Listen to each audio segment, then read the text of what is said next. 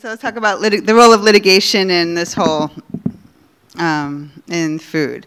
So when my book came out in 2006, and right around then, I would say maybe a couple years prior, yeah, maybe early 2000s, there was a group of lawyers who started looking at this. In other words, in fact, a couple of them had been involved in the tobacco litigation. So remember how through a variety of private lawsuits and actually state attorneys general sued the tobacco industry and got, in the case of the state AGs, they got this huge settlement out of the tobacco industry, which was, that money has then been used for a lot of good programs. And of course, there's been a lot of private lawsuits as well, alleging and correctly winning cases that said the tobacco industry engaged in a number of deceptive practices to get, the low tar thing. I mean, all kinds of ways that the tobacco industry has lied about their products, and people have relied on that and so forth. So how can we do this with food? So back in the mid-2000s, a group of lawyers kind of formed, and there were a couple of conferences that were looking at what they called legal strategies in the obesity epidemic. And they were, talking about legislation, school food, some of the issues that we still talk about now. Then there was this specific question around, can we do a tobacco-style lawsuit against big food? And so there was one case that was filed with kind of that idea. And I remember it got a lot of media attention, and negatively, of course, because there's so much negative feeling about litigation in this country. The right wing, in particular, has done a really good job of making lawyers out to be, greedy and scapegoats for everything that's wrong with private tort litigation. Anyway, so that case was filed on behalf of a man who was sick with diabetes, and he was a lifelong McDonald's goer. And, I mean, it is very difficult. I mean, I give him credit for being brave enough to even be engaged in that lawsuit because, we have this, not only does the media, or many parts of the media, want to hate on lawyers, they also want to hate on people who they say are just out to make a buck or aren't taking personal responsibility, that they're just trying to sue someone for their own problems. So that's kind of how that case got covered. But it turned out it was really more about deceptive marketing. And as these things go, it went through various iterations, but never really got far in the legal process. And so people watched that case and said, well, the thing is, when it comes to making a direct cause and effect link between eating and a health problem you might have, it's a lot harder than with cigarettes and lung cancer. So, there are more complex factors. And so that's the main reason we can't sue the same way as that. But there are potential ways to go after the food industry with deceptive marketing. And that actually was what was even successful with tobacco. So I guess my answer is we can't necessarily, it's very difficult to sue based on like eating at McDonald's caused my disease. But there are ways to sue if McDonald's says, eating here is healthy, right? And in fact, they have made some claims to that effect over the years. But what's happening now, so that was kind of, the mid-2000s way of looking at the issue, and people kind of toyed with whether we could go after companies for causing disease or looking at it that way. That's not really happening. I think people have kind of realized that's too hard. So what's happened instead is looking at specific marketing claims, but they're not necessarily related to, they're not things like, well, McDonald's isn't really saying eat here every day, it's healthy. Instead, the lawsuits now are on specific marketing claims like natural labeling. That's been a huge sort of litigation focus. So companies that are slapping the natural label on products, which really has no meaning, and even though particularly looking at products that contain genetically engineered ingredients, because we know, Monsanto has gotten a patent for its GMO processing. Clearly, that's not natural. So the litigation efforts have really gone in that direction, and with some success. The natural product industry doesn't like the fact that they've been targeted this way, but a lot of companies have been removing that word from their packaging and changing their marketing practices as a result of this type of litigation, which I think is a good thing. There have been other similar cases looking at certain artificial ingredients. I'm thinking of one that was for fruit against I think it was General Mills that makes the product called fruit roll-ups. And so they would have like images of fresh fruit on their packaging. Like I remember I think one was a strawberry, but like no strawberries to be found, maybe strawberry flavor, in the food. So that kind of thing. And there's a group I recommend following called Center for Science in the Public Interest. And they actually are the only group that does nutrition policy that even has a litigation arm. And I'm always saying that litigation is an important tool in the toolbox, and we certainly need to use it where we can. But this group, CSPI, has really been the only one to get that and to actually combine its nutrition policy activities or add to its nutrition policy activities with a litigation department. And so that was the group that sued General Mills over the fruit roll-ups. And that group, also to its credit, tried a litigation strategy that's near and dear to my heart, which is on marketing to children. So, we know that marketing to children is outright wrong morally. I maintain that it's probably not legally defensible, and there are other lawyers who have taken this position as well. So let me explain. So the law requires that marketing not be deceptive, right? So like I was just saying, we have lawsuits now calling out companies for using the natural label in a deceptive manner. Okay, so if a child cannot understand what marketing is, cannot understand, how marketing works, then, arguably that's a deceptive form of marketing. So there are many of us who have been screaming, hey, we can actually regulate marketing to children under this theory. And, the food industry likes to I call it, wrap themselves in the American flag or the U.S. Constitution by claiming they have a First Amendment right to market anytime, anywhere to anybody, and it's not true. The Supreme Court has recognized something called commercial speech, and that means that you have to, follow certain rules, and the government is able to regulate speech that goes beyond these rules. So, for example, the quintessential example is, from a free speech, not necessarily advertising, but like you can't yell fire in a crowded theater, right? So, in other words, we don't have a First Amendment right to say anything we want. If you're causing harm, then the government can keep you from doing that. So, similarly, there have been laws to regulate advertising that causes harm, like marketing tobacco to children. I mean, that's clearly not allowed. And so those of us in food are saying we could be regulating marketing to children. We just, obviously, there's a political will problem there. But so back to litigation. Sorry, that was just like a little aside about how we need to regulate marketing to children. So CSPI brought a case a few years back against McDonald's for its Happy Meal, right, saying that McDonald's was unfairly targeting children with Happy Meals. Now, the trick is with litigation, a child can't be the plaintiff, right? And so the parent has to be the plaintiff. And in this case, again, the media reaction to it was, oh, this, lazy mother or whatever, the usual kinds of hating that goes on when people are brave enough to try and hold the company accountable. And but the case did get thrown out because it's how do you say that the deception to the child goes to the parent? And the lawyers who brought the case tried to make the connection, but the court didn't buy it. So we're still, in this kind of limbo phase of trying to really use litigation as, I think, a more specific tool when it comes to the most egregious actions by the food industry, like marketing to children. But I'm hopeful. I mean, I'm always, a big cheerleader for it. I work with some law firms as a consultant, so I'm not giving up, but it's difficult. That was a long-winded answer to that question, but it was a good one. So thank you. Hi.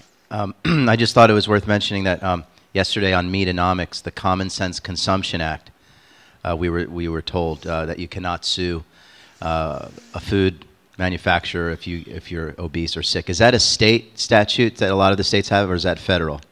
Okay. So this is actually a whole chapter in my book about how, as a backlash to this type of litigation, the food industry, backlash, so it wasn't, like I said, there was like one case filed that didn't go anywhere.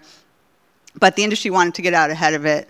And so back in, I guess, early to mid-2000s, the industry started to go state by state to pass these types of laws. And the idea was to close the courtroom door to anyone who tried to sue the food industry. And they would have different language. Usually it was over obesity.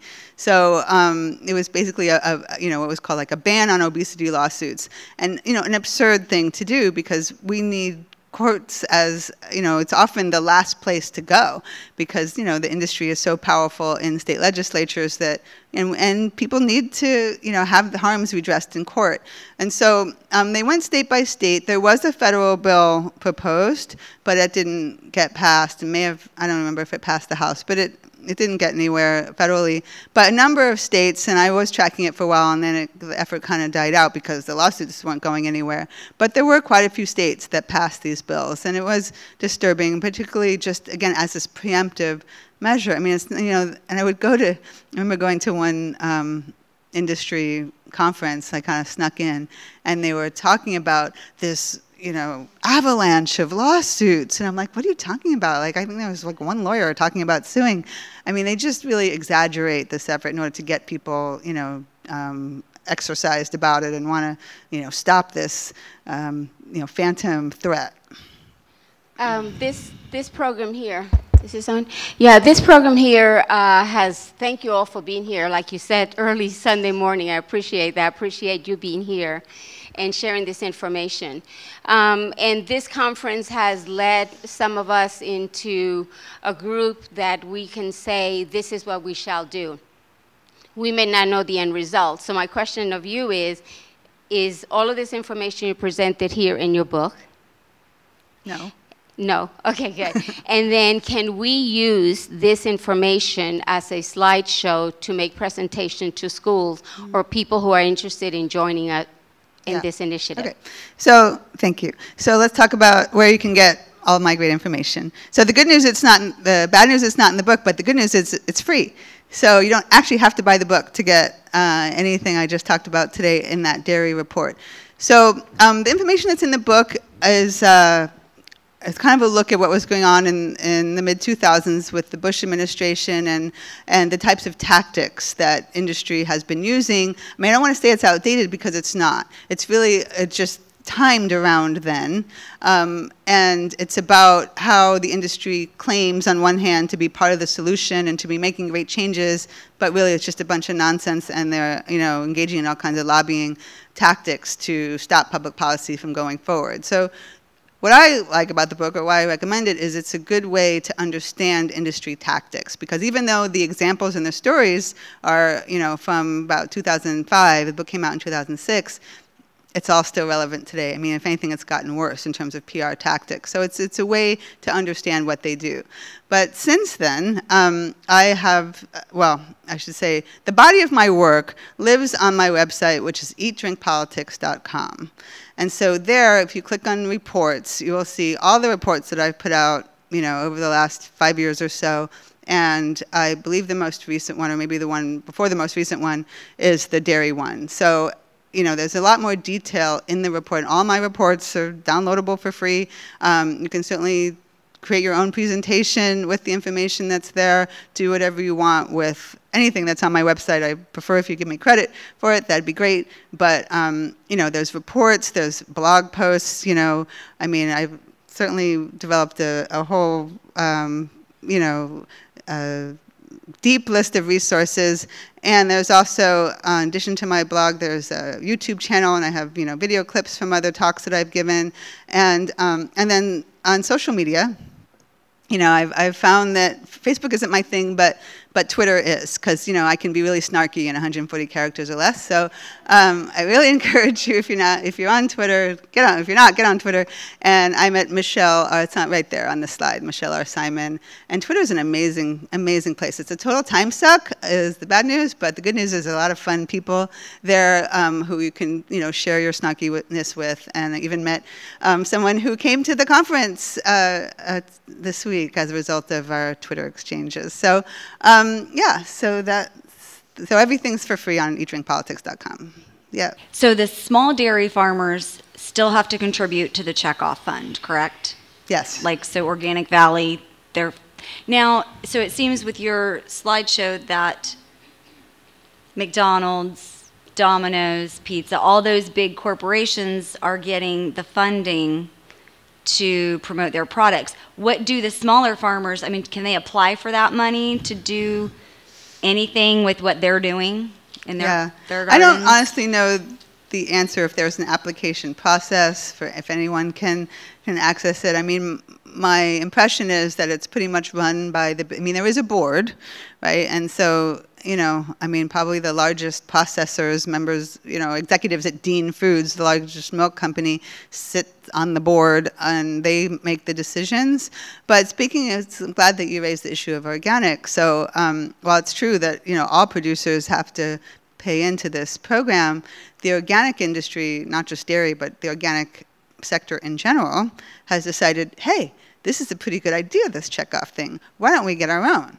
Right? And so that's what they've done. And there's been a series of discussions about it. So there's a pretty huge trade group called the Organic Trade Association. You know, organic is growing by leaps and bounds. And so that group has taken the lead on applying, or I guess putting in a request to USDA. And I would assume they'd have to get a law passed through Congress. I'm not sure all the legal mechanism to get this done. All I know is the Organic Trade Association, I'm sure if you go on their website you can find out information about it, has decided, well, if the, evildoers can get a checkoff program, why can't we? And so, they estimate that if this gets approved, they could generate a fund of $30 million a year to engage in, arguably better forms of marketing and research to promote organic in general. And so, and there are other checkoff programs, that ostensibly promote better things, but the point is that the meat and dairy industries have the most money, so they can create, $100 million fund, and that is how much money went into, I think, either the milk or the dairy fund. And so, anyone can, in theory, have a checkoff program. Then the trick is who's got more money to, be heard louder with it.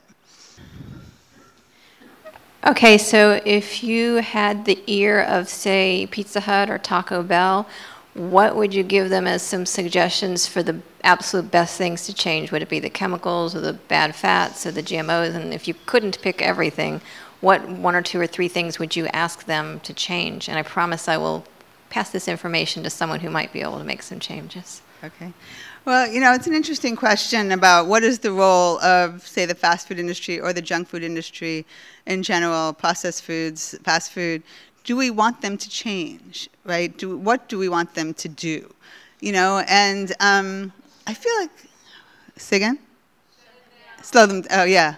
But, I don't think there's a lot of wiggle room there. And actually, I was just asked to give Taco Bell some advice. And, it's like, it's silly to me, actually, to ask, McDonald's to, put some kale on their cheeseburgers. I mean, I just don't think that these companies, they're not in the business of making healthy food. They're not set up for that. I mean, they're mass production. I mean, if you were here last night, Melanie was describing how Subway, has to put, I mean, this is the same model of every fast food company, is that they have to centralize their production. They're not making anything fresh on site. So, this idea that we can somehow improve the food at a company like McDonald's or Burger King or Taco Bell, it's like, I'm not saying that we shouldn't ask them to do certain things to source ingredients from better, and they certainly should be paying workers a living wage. I mean, if anything, the one thing I would say they should change is pay their workers a living wage. Like, hands down, that was my #1 request. But the food, I just don't really care. Like, people are not going to go to McDonald's for salads. I mean, we know that already. McDonald's has tried putting salads on the menu. I mean, some say they don't promote it enough, but people don't go to McDonald's for salad. I certainly don't. I mean, I just don't think that that's the way to go.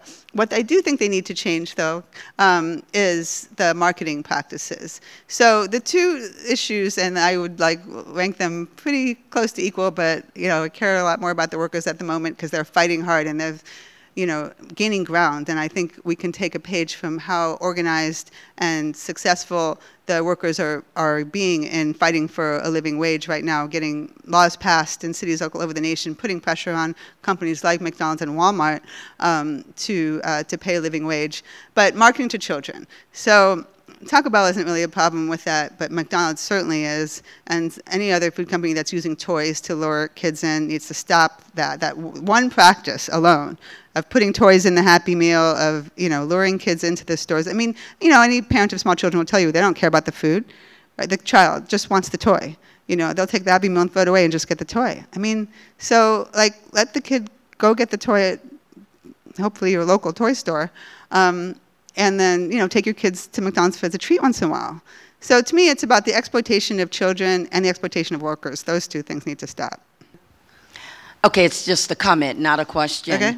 And I was just, as the tag on to what you're saying, they're not going to stop the fast food chains because it's about the money.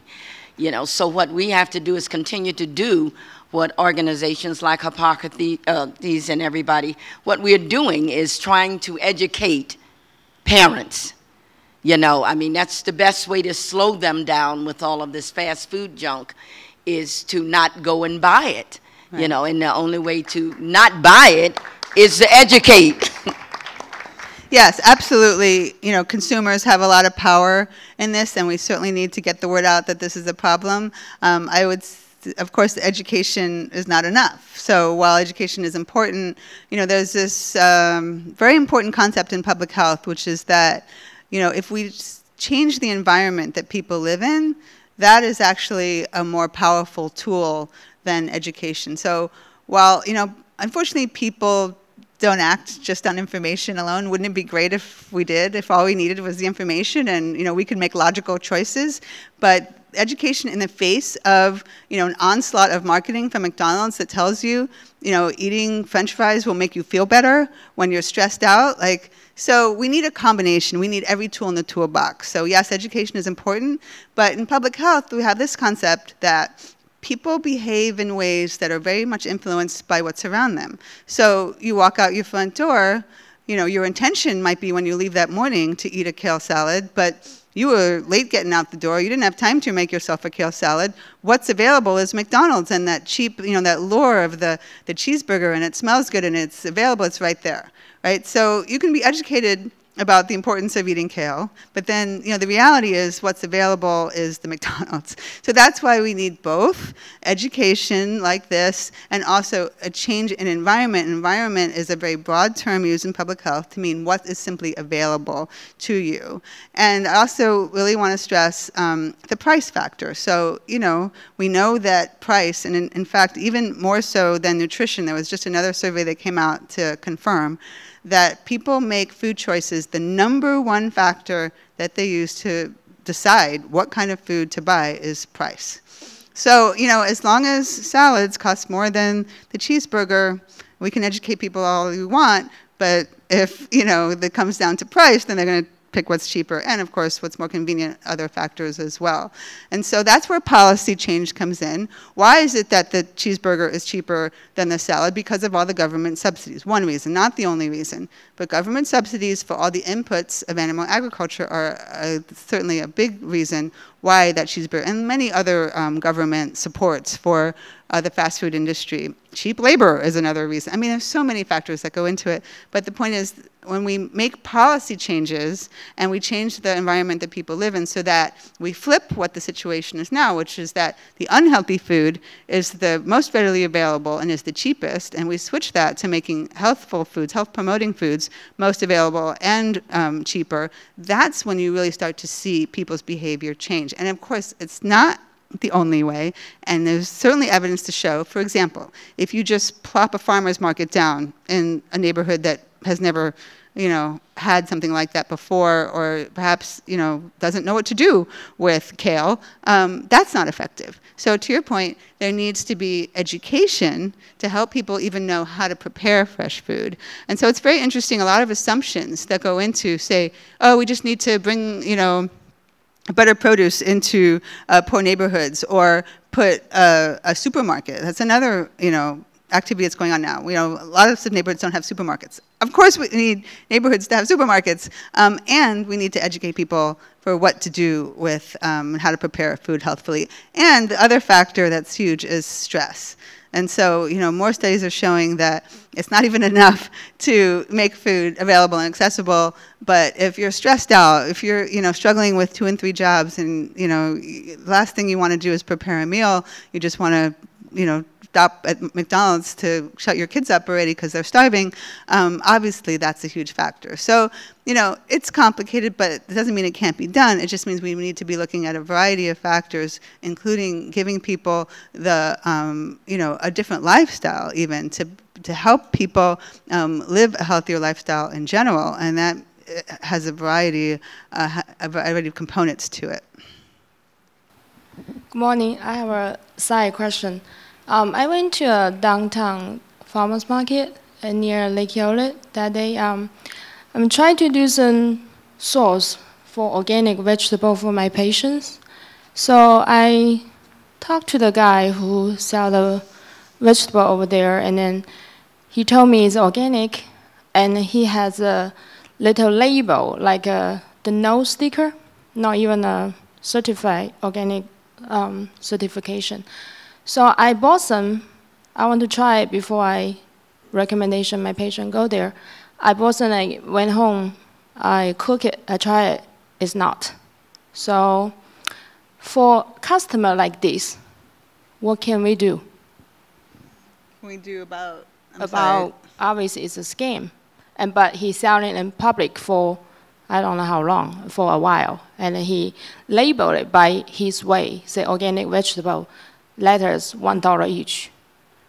And for us as a regular customer, what can we do to let other people know it's not organic? So you're saying it was labeled organic, but it wasn't? Correct.